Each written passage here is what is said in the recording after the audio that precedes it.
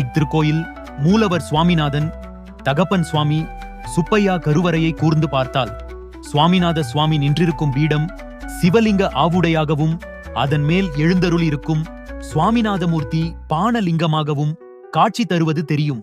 இதிலிருந்து சிவனும் முருகனும் வேறு வேறு அல்ல என்பது புலனாகவும், மூலவருக்கு எதிரில் இங்கு மயிலுக்கு பதிலாக யானை இருக்கிறது. இந்திரன் சுவாமிநாத பெருமானை வணங்கி ஹரிகேஷன் என்ற அரக்கனை வென்றதால் தன் காணிக்கையாக இந்த யானையை தந்ததாக புராணம் கூறுகிறது. நெல்லி மரம் சுவாமி மலையின் தலவிருட்சமாகும். இங்கு முக்கிய திருவிழாவாக திருக்கார்த்திகை திருவிழா நடைபெறுகிறது. சித்திரையில் பிரம்மோற்சவம், வைகாசியில் விசாக பெருவிழா, ஆவணி மாதத்தில் பவித்ரோற்சவம், புரட்டாசி மாதத்தில் நவராத்திரி பெருவிழா, ஐப்பசி மாதத்தில் கந்தசஷ்டி விழா, மார்கழியில் திருவாதிரை திருநாள், தை மாதத்தில் தைப்பூச பெருவிழா, பங்குனியில் வள்ளி திருக்கல்யாணம் ஆகிய விழாக்களும் சிறப்பாக கொண்டாடப்படுகின்றன.